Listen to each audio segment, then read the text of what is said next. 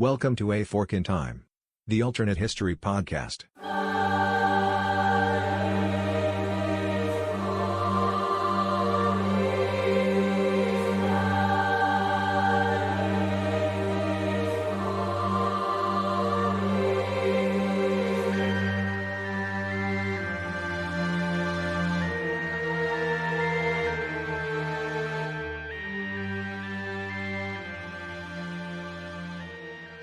Welcome back to A Fork in Time, the Alter History Podcast. Don sitting in I'm going to call it the host chair today. I don't think I'm going to be driving much before it's all said and done.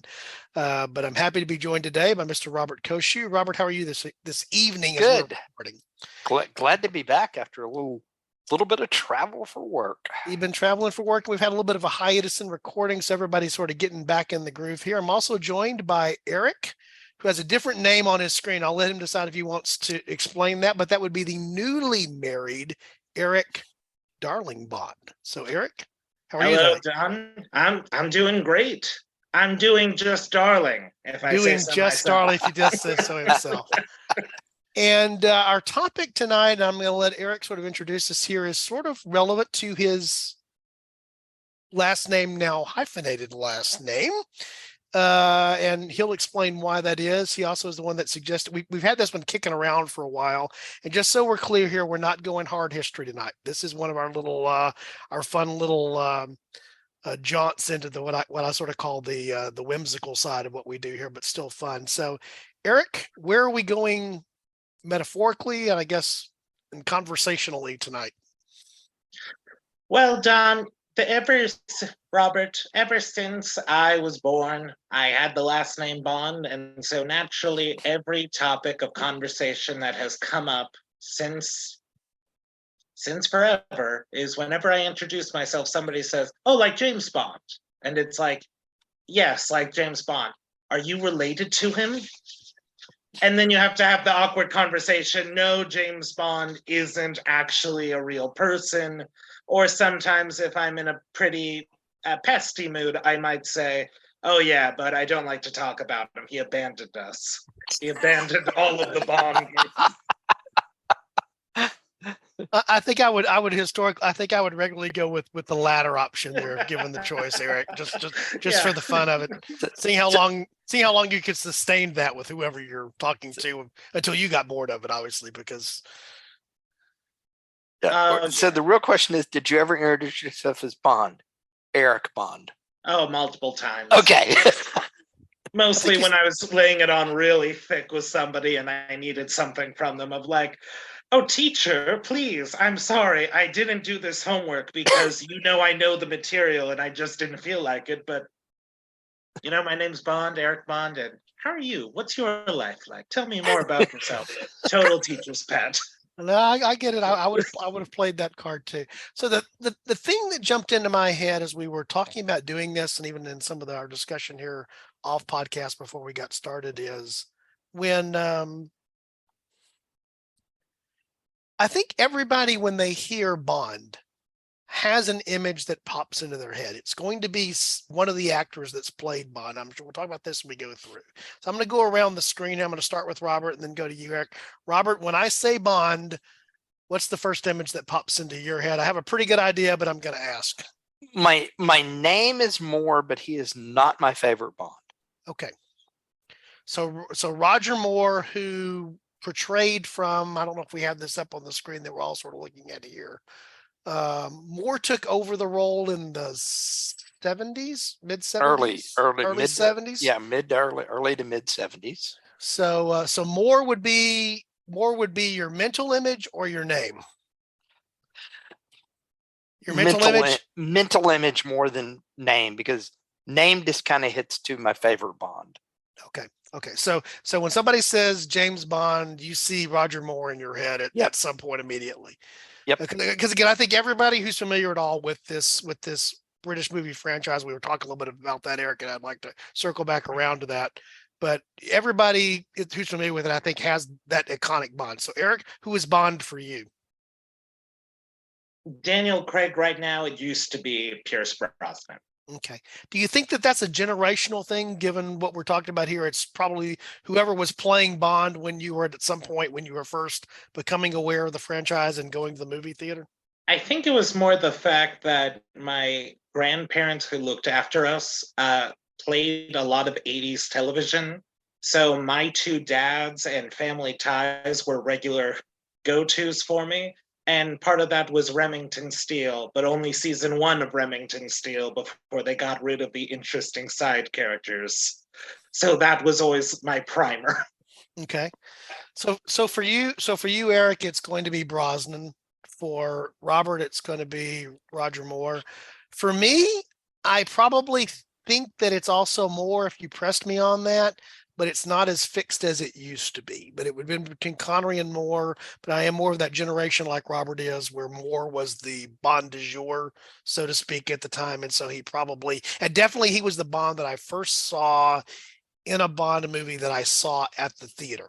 They used to appear pretty regularly. ABC, I think, had the rights to run one on Sunday night movies like 2 times a year. And so you inevitably would have, a Bond flick. And those, of course, were mostly the Connery flicks at that particular time. So the notable actors who have played Bond for a period of time that we think of them as being Bonds are, we've already named 3 of them, right? Yeah. Connery, four. Yeah. Connery, Moore, Pierce Brosnan, and Daniel Craig. Yeah. But these are not the only folks who have ever played Bond, right? No. Well, you do have one-off in there because you have Lazenby, who Right. on Her Majesty's Secret Service, and did you say Dalton? No. Timothy Dalton covered it twice in The Living Daylights and License to Kill. Yeah. It's also, I know it's a little known like Bond trivia fact that there is another Bond. Woody Allen played James Bond in like a comic turn on the character whenever that was. So bar trivia there at some point, if somebody asks you name all the Bonds, you probably, depending upon how loose the rules are being applied there, you probably have to name Woody Allen. You have one more too that we'll talk about later. The first Casino Royale, David Niven. Mm-hmm. Filmed kind of as a comedy parody James Bond. Yeah. So, iconic role. The actors who have portrayed Bond are well known. But the list is long and distinguished, which is why this becomes an alternate history podcast. By the way, the list is long and distinguished of actors who were pursued and turned down the role, and I know in some rare instances actually wanted to play the role and never got the chance. But most of the time, these would have been actors that were pursued, considered, but for some reason, in some cases, for example, contractual, where they weren't allowed to for whatever the case might be, but they were not either at that time. One example comes to mind: Brosnan meets this thing of he couldn't when first offered, but later did, or have never portrayed. And so that's what we're going to explore today on here on A Fork in Time. Or we're going to look at what would have happened if some of these alternate Bonds had come into reality and what that might have meant. And I can already think, for me, in many cases, it's going to mean very different career trajectories. Probably not for the ones who obviously would have played Bond, who didn't, that would have changed their career, but probably more impact on the ones who would not have played Bond that then would have gone on to do things other than Bond. I think that's probably the more interesting twist there. So, Eric, this was your topic. So you get to propose our first alternate Bond to talk about, and we can discuss that a little bit. Who meets the nomination? My first nomination is none other than Cary Grant. He was offered the role of James Bond. He turned it down because he felt he was too old. He was age 56 in 1962. He was kind of the nadir of his popularity. Like he was still regularly getting work, but it wasn't the 40s and the screwball comedies that made him famous. He was also developing an LSD fascination. And he turned it down, much like he turned down Roman Holiday, because he felt he was too old to be Audrey Hepburn's love interest. Then he's in Charades, where he's Audrey Hepburn's love interest much later on. So obviously we know who Cary Grant is, or most of us know who Cary Grant is. I guess we may have some younger listeners who may be like, "Ooh, what?" But what do you think is the major? So he would have been Bond instead of Connery. Yep. Connery, correct. So this is one of the places, because we'll end up doing this multiple times, where it's the same actor who would have gotten nudged out by the alternate Bond here. So before we talk about what that would have meant for Grant's career, why don't we just go ahead and get the what if Connery had never been Bond, regardless of whoever displaces him, probably at whatever point. How different would Sean Connery's career have been if he had not been Bond? Well, Zardos probably wouldn't exist. Okay. Was he? But I guess I struggle with this because I think of him iconically as Bond. What had he done before Bond that we would all recognize and know, I guess? I couldn't tell you. yeah, Anything the that first he thing had I done. wanted to say was Lion in Winter, but that was afterwards. Let's see. His roles include Hell Drivers, in which he made basically a supporting appearance, Darby O'Gill and the Little People, a Disney studio film, which is where Albert Broccoli, who was kind of the infamous producer who pushed Right, it, discovered him. And then the other big film he did was The Longest Day. So he was in a war flick in the 50s. Yep. And I'm looking here now. Thank you, Wikipedia, for coming to our rescue. I know that he and Michael Caine did a number of things. So they did some theater. He did some stage work as well in the 50s. But pretty much at the time he assumes the role of Bond, safe to say recognizable face, but not an overly recognizable face. He hadn't, he wasn't a star from something else stepping into the role by any stretch of the imagination. Is that a fair thing to say? That's a fair thing to say. And this was kind of seen as first a one-off thing. James Bond had been a popular series of books by Ian Fleming.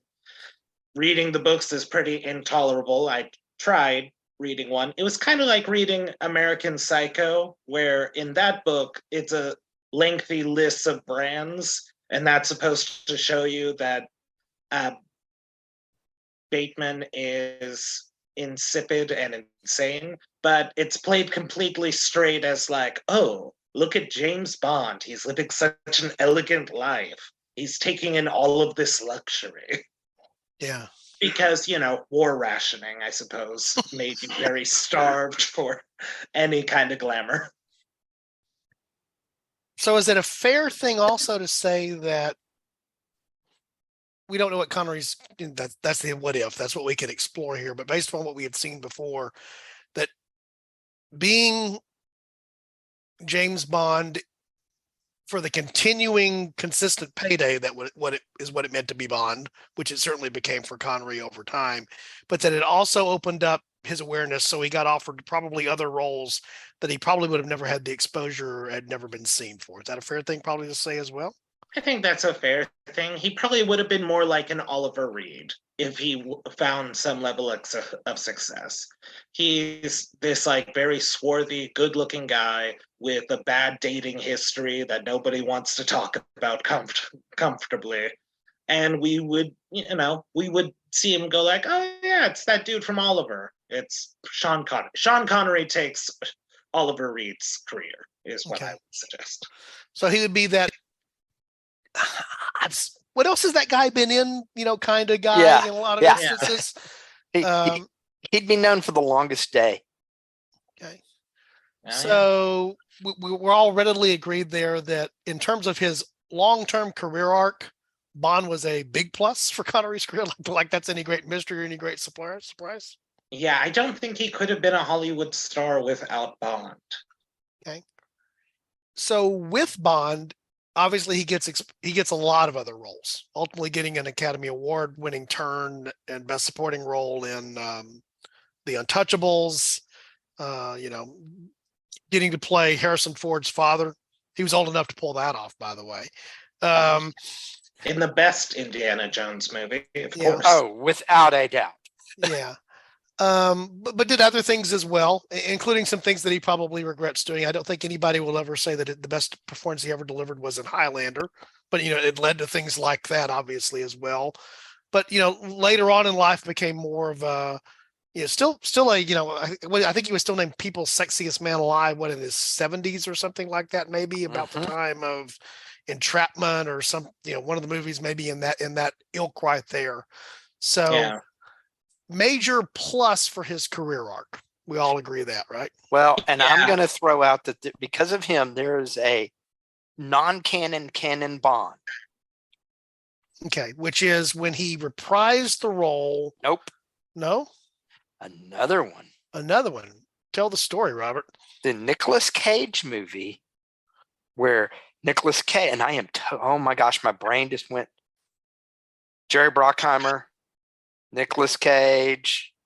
Is it the island? The Rock. Oh, The Rock. The Rock. The Rock. Thank you. The Yes, sir. Rock. Yeah. There is an entire theory out there that the character Mason that Sean Connery played in The Rock is actually James Bond, and it fits.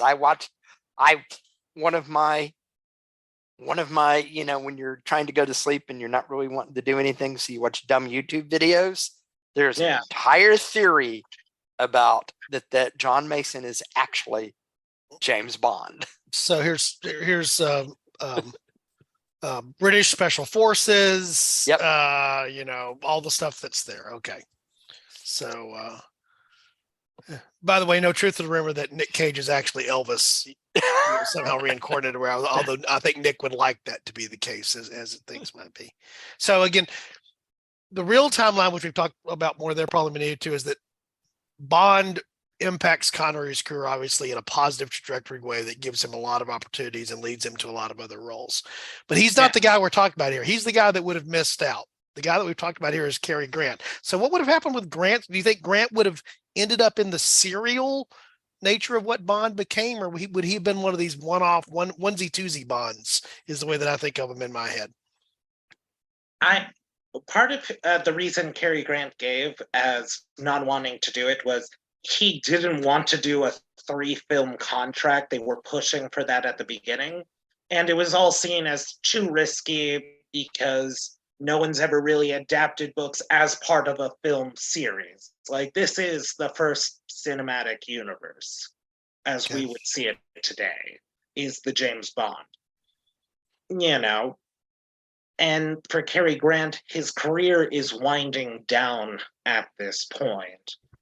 But I think it would help to really revitalize him. He would definitely be able to get off the quintessential gentleman vibe. That I think that's what they were trying to elevate more than what the books were about.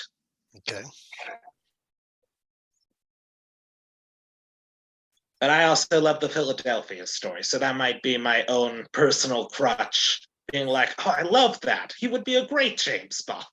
So the question is, though, if Grant signs, because Grant didn't die that much longer after 58, 56, when he was considered, would James Bond, the franchise, have existed for 50-something years?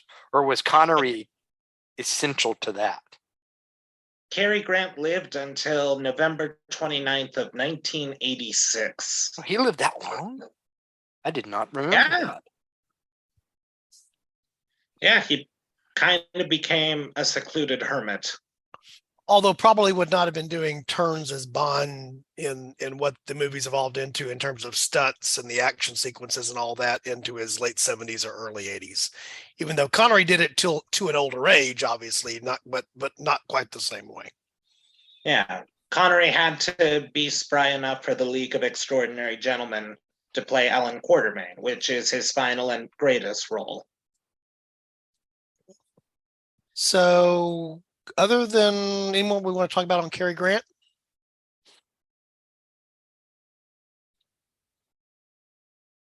It's hard to say. Cary Grant is just such a figure. If you know him, that it's kind of hard to speculate. It'd be kind of like the Alfred Hitchcock movies, to where he's become this eponymous hero, which might have been the other thing that they were drawing on for. Right. Right. Of like, well, he did North by Northwest, so maybe he could fit into this role. The other, Go ahead. go ahead, Don. No, I was just going to say I have never even struggled to read the novels. At least you took that effort, Eric. What I have consistently heard when I hear people talk about the movie role is that it is different. The bond of movies is not the bond of books in a lot of different ways, and some of that is physical things. Some of that is the especially like some of the Moore stuff almost gets to the point of being absurdly campy, although you can certainly, Bond villain exists in our lexicon now because of these sort of, um, off the wall, weird, eccentric people that were Elon Musk before Elon Musk was Elon Musk, kind of things. But Elon Musk is Blofeld. well, yeah, exactly. And but the again, my understanding is that the bond of books and the bond of movies are very different in the sense that there was some adaptation of what the role even meant in the movie franchise versus the books, I guess is where I'm going here.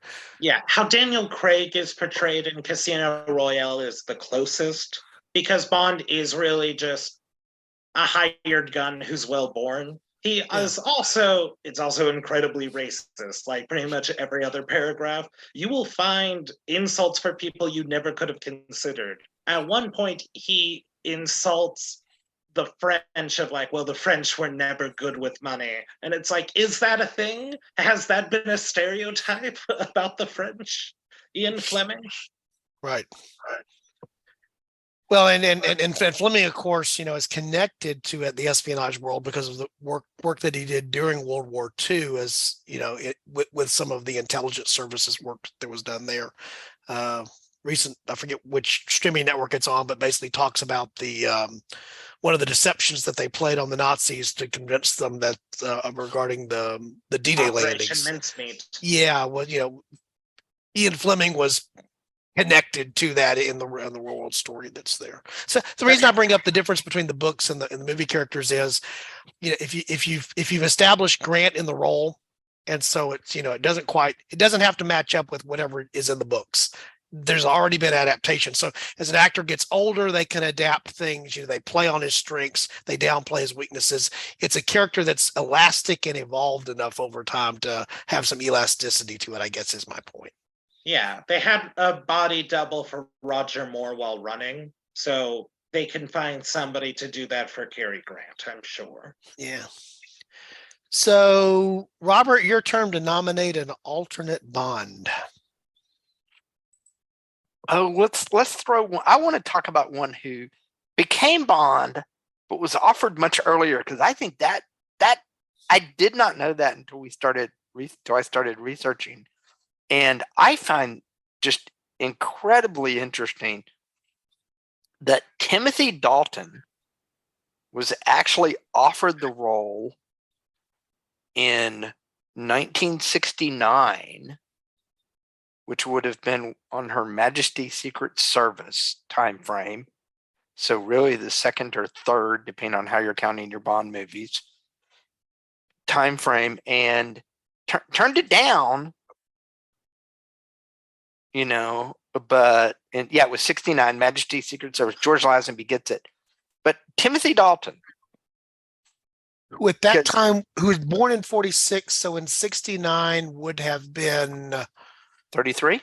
33. Yeah, 23. Oh, sorry. No. Yeah, 33. 33. But a very young looking 33. We're talking about this off podcast. This is about the time of The Lion in Winter when he plays. Philip the Second. Yeah.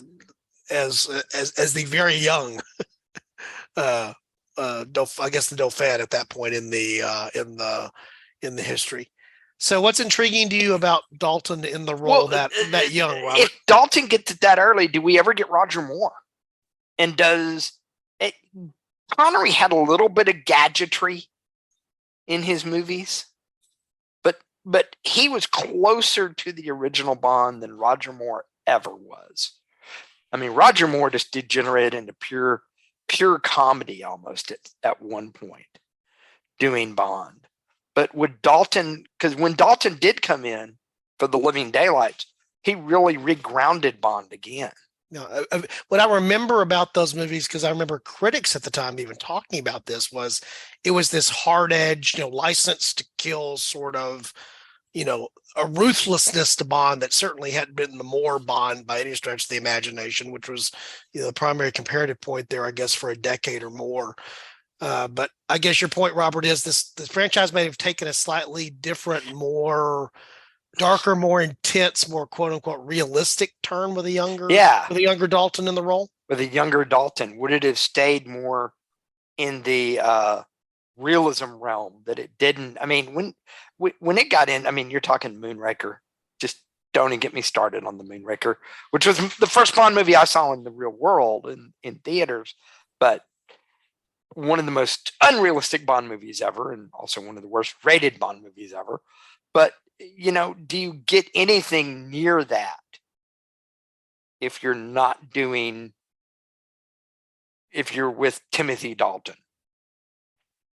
The real question is, would Timothy Dalton somehow make Live and Let Die even better than it already is? I mean, Live and Let Die is also a blaxploitation movie with James Bond as the lead, but it's interesting how James Bond films kind of adapt themselves to whatever is in the zeitgeist to make themselves more relevant. Mm-hmm. So maybe it would have been kind of inevitable because, we're getting out of the 60s into the early 70s. We have this kind of more natural cynicism boiling up. That maybe that's why they went with Roger Moore, to be more lighthearted, more escapist. And that's an interesting thought, but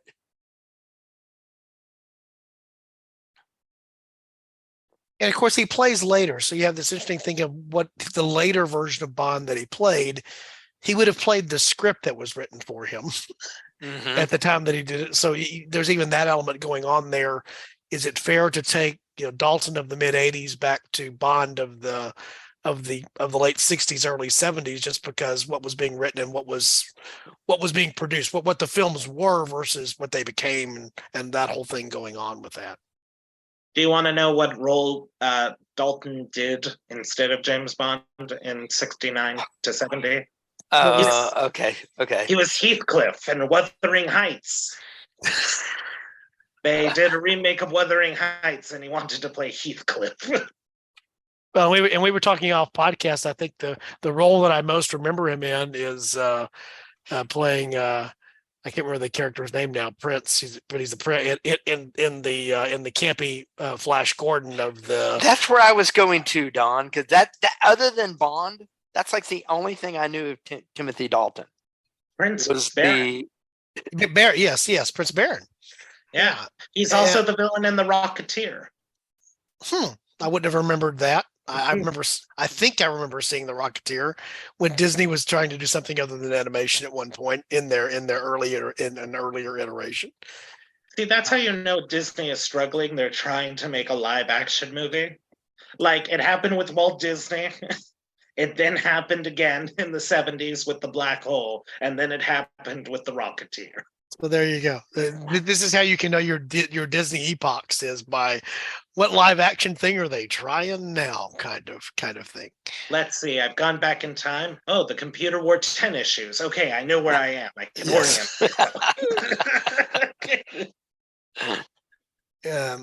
So, Robert, what else intrigues you about an earlier Dalton there? Does he stay in it longer? Does he stay in it as long as Moore, all the way through The Living Daylights, where he kept doing it? Because he basically got out at that point because he felt he was too old and people didn't like his portrayal. Or is he a once and done because the portrayal is something people don't like and they try to compare him to Connery? And does Connery come back at that point? because it's just one movie out.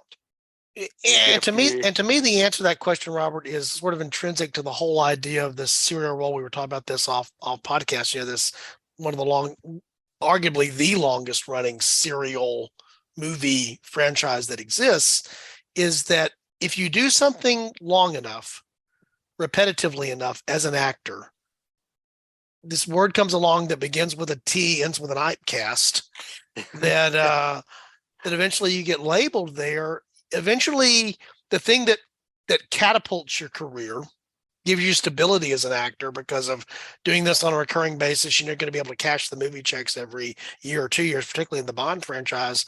But eventually, you're sort of, again, the reason that I brought this up this way, when I say Bond and an image pops into your head, is whoever that actor is, when you now see him in something else, the first thing you think is Bond. It works the other way too. So in your case, if Moore is your image of a Bond, Robert, when you see Roger Moore in anything else, the first thing you also think of is James Bond. Well, and he played that to the hilt, because what did he play in the Cannonball Run? He played James Bond. The only other movie that I could think of with Moore besides that, I'd forgotten that. I remember that now. But he played in a movie, I think that was called Falks or something like that, where he plays a British commando or something like that. I remember that they're like, terrorists have captured offshore drilling rig. I don't remember the plot of the movie well. But again, it's a Bond-esque character because he's playing off of that. And, to some degree, even we were talking about one of my favorite dramatic role that Connery ever played is, again, jumping here, but tying it together, was The Untouchables, which he won the Oscar for Best Supporting Actor. That is very close in time to him being in the third Indiana Jones movie, The Last Crusade. And you could argue there are elements of him playing Indiana Jones's father in that movie that were sort of Bond-esque. Oh, definitely. There's sort of chase sequences and action sequences that are played a little bit for comedy at his age, or along with Harrison Ford in the Indiana Jones genre. But you could argue that, there's an element of Connery in The Last Crusade that is Bondish, for lack of a better way of describing it, right? It's hard for him to get away from this role, is my point. Well, especially because Indiana Jones is very much like, it's building off of old cliffhangers from the 30s and 40s, but it's also an inheritor of James Bond, because that's kind of the American equivalent, sort of like, who's our idea of an action hero franchise? It's James Bond. You know what? I think I have the better analogy. What's the name of Alec Baldwin's character in Hunt for Red October? Jack Ryan. Jack Ryan is the American James Bond. That's a very interesting analogy. And this is, I believe, I agree with you, Eric, but yet it's different at the same time, because it's not as much intentionally designed to be an action role. It ends up being an action role in a lot of the movie adaptations versus the books. But actually, his whole thing is he's sort of the intellectual. He's an analyst. He's an analyst. I'm an analyst, not a field guy. Yeah, but who gets thrown in over his head in the field constantly? That's sort of the running thing that's there. So under your scenario, then your big questions, Robert, were: is the role different? Is the longevity of the role, and is the role different if Dalton's in that role at an earlier age versus evolving into the? And I agree with you, almost the parody that Moore became of the role as much as the reality. And Moonraker is the jumping of the shark, in my opinion, for the Bond franchise, if it hadn't done so before. In fact, we referenced an image from it on this very podcast, the episode that Eric Rush and Chris Coppola did, which is entitled "You Only Elon Twice." It was drawing that image from Moonraker, right? In terms of talking about the SpaceX kind of stuff. And again, see the references to the new owner of Twitter, Elon Musk, here as we're going through this. For me, mine actually is, what if Brosnan had assumed the role earlier? Oh, okay.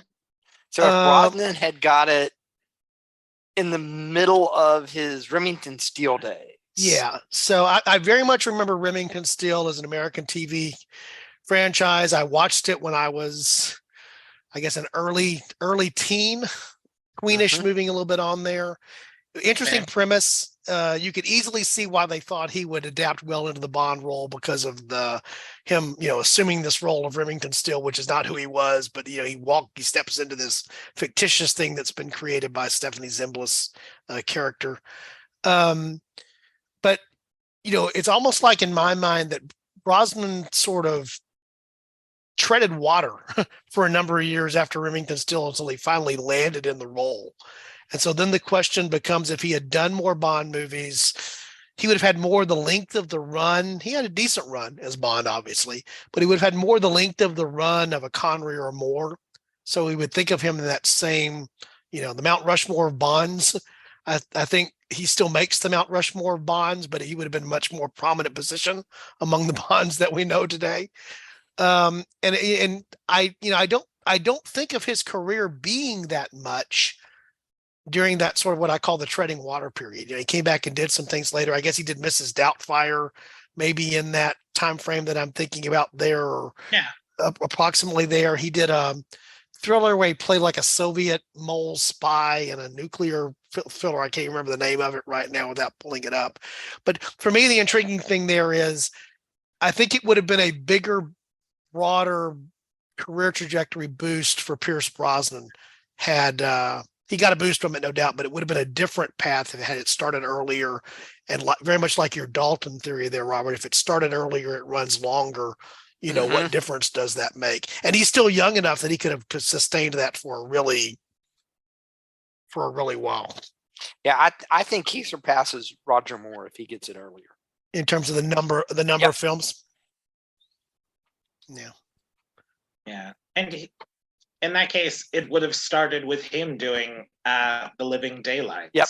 Which might be interesting to see if they would have kept that same darker tone for Bond, that more grounded vision for him in that. The Living Daylights wasn't as dark as his License to Kill. That was by far the darkest Bond movie all the way through.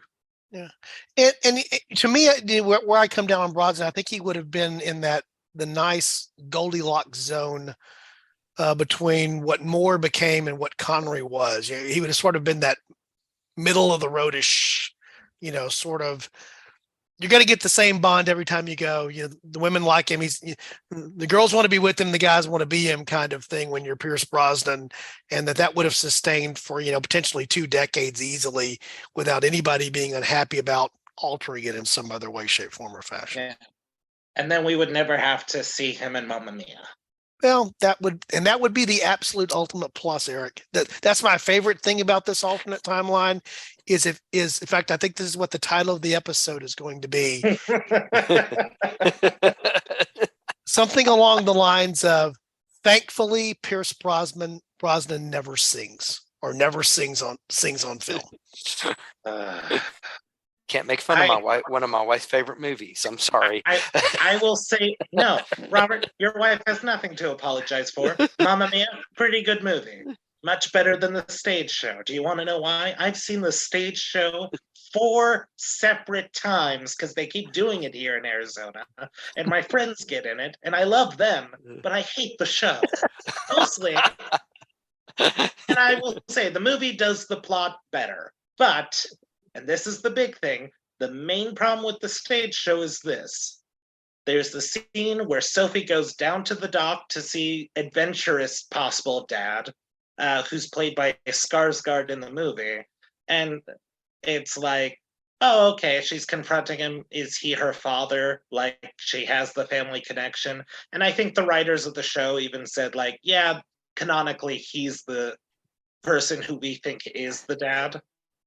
But then they sing What's the Name of the Game with her trying to get him to open up. A very romantic song. But What's the Name of the Game is not an appropriate song for a father and daughter potentially to be singing to each other. And I've had to sit through that 4 times, including one time where my friends did a production of it and they did screensavers in the background to help establish the setting. For SOS, there was a screensaver of a crab on a beach, and the crab was in the O of an SOS drawn in the sand. And just so we're clear, we've diverted, but these whimsical episodes normally do, Eric. You're not opposed to ABBA music. You're just opposed to ABBA music being forced into a musical the way that it's done in Mamma Mia, correct? I'm just opposed to jukebox musicals not thinking about the implications of the songs they're choosing. Okay. I just want responsible jukeboxes. That's what I want for our country. I didn't even think about my choice for my alternate Bond exposure here being that it eliminates Pierce Brosnan singing on film, but I'm sold. That's all that I need. That is a plus. As much as my wife and I do enjoy the movie, I will agree. Him singing, if you notice in Mamma Mia 2, he does not sing. I never even saw Mamma Mia 2. First of all, that Mamma Mia 2 even exists is a little bit of a little bit of a thing to be concerned about. But we've digressed here, but it's okay. Like I say on these whimsical episodes, we often digress. How about this? Don, may I suggest before we wrap up, who do you think would have been the worst Bond out of the research we've done? Who do you think would have been the absolute worst Bond? Or just bad for the franchise? You know my choice. It's Mel Gibson for reasons.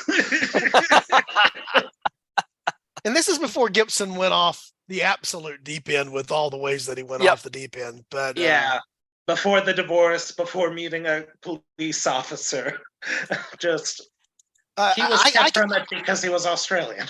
Yeah, I can get on board with him being the worst there. Robert, do you have a worst from our listeners don't have the list in front of us that David Niven. Why?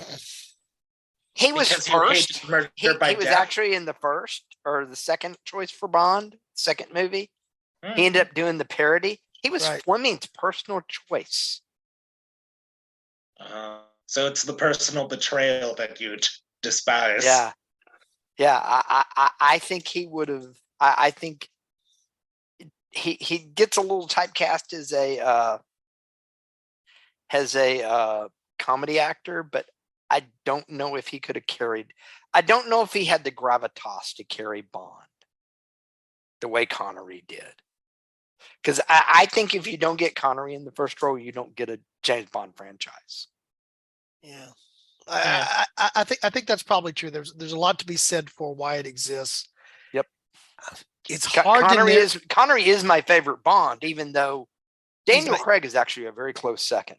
Yeah, I'm actually a fan of Craig as Bond and the recent turn there in the just the air of realism. I'm a big Judi Dench fan too, so her being M also helps carry those films a lot. Because they make that becomes a character of some substance and depth and some dimension to it. Man, going down the list here, it's hard for me to choose. There's gonna be an honorable mention just because I have to get it out there, just because of the fun that it'll be. But looking through the list, we didn't mention this the first time through, and it's actually directly next to Eric's, which is Mel Gibson, is Christopher Lambert. And again, I've already made. Sadly, this is the second, maybe the third reference to this movie in this podcast episode. That's Highlander.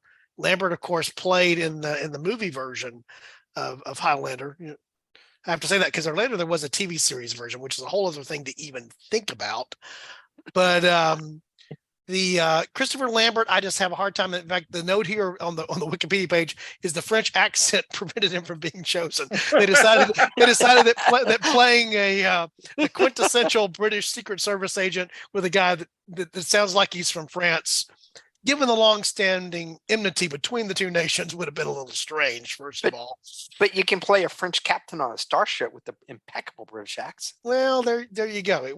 So apparently it works in one direction, but not the other. It's not a two-way street. So listen, all we're saying is this: if Christopher Lambert had been cast as James Bond, it would have started Brexit in the 90s. It's possibly so.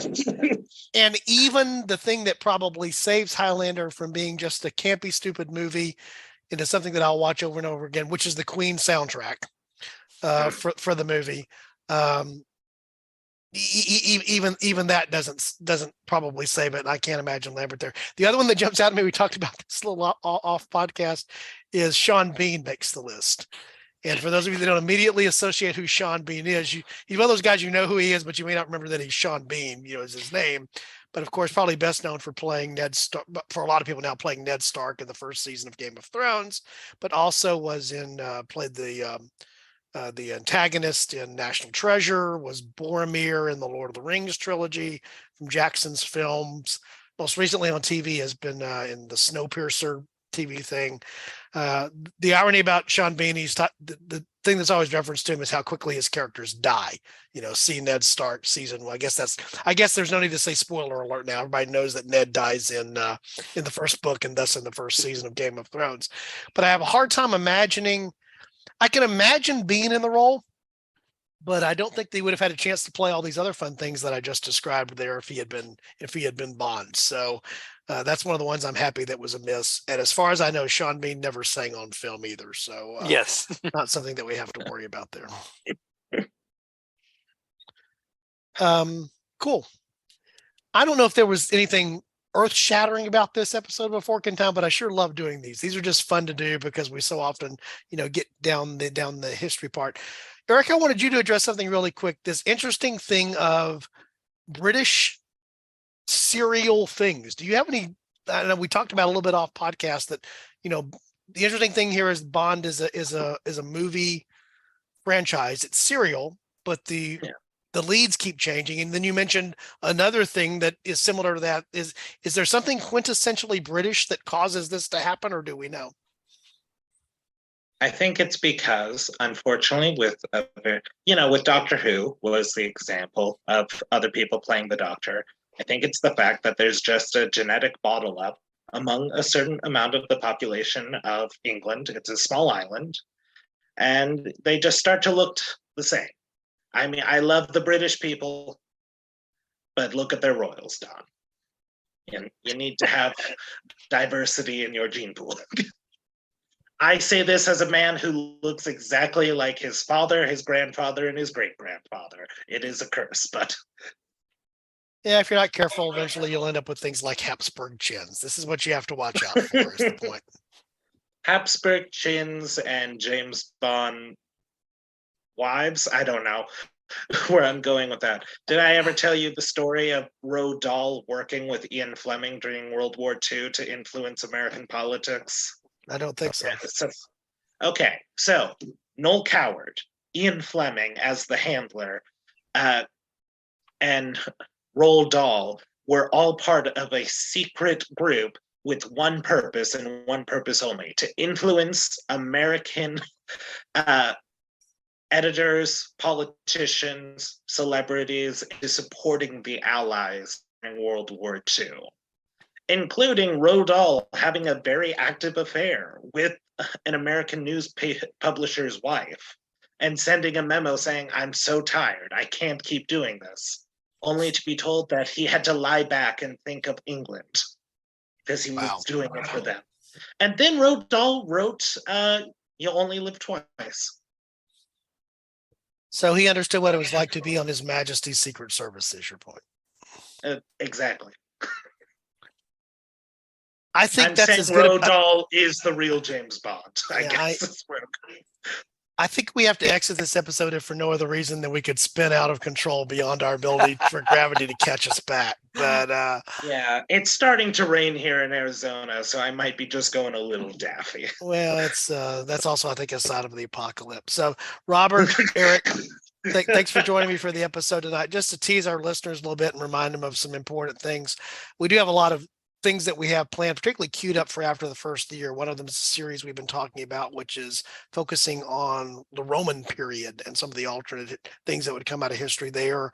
Probably once the semester's over, we'll be able to circle back around and pick up the paused, but still definitely want to get back around to it, Beau Breslin series of episodes there.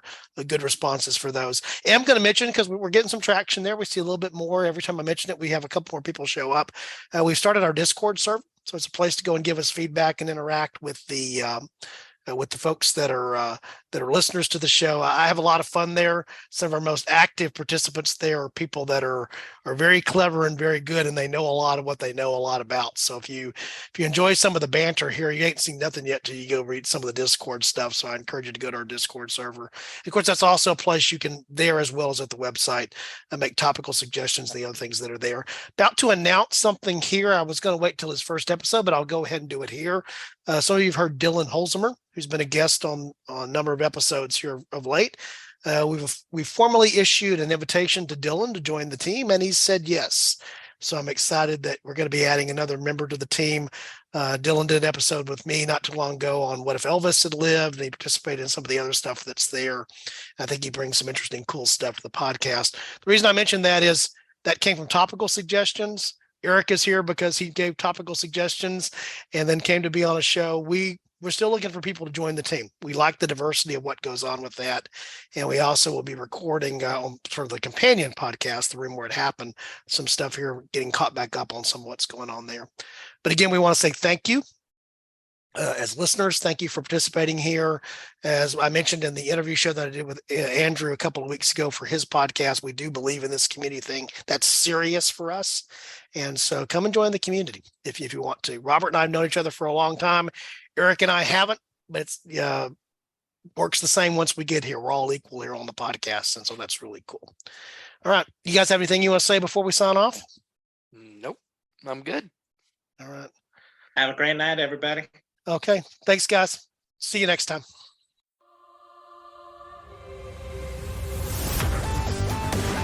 Thanks for listening to A Fork in Time, the alternate history podcast. Learn more and provide feedback by visiting our website at www.aforkintimepodcast.com. Connect to us on Facebook at facebook.com/aforkintime or follow us on Twitter at AFIT Podcast.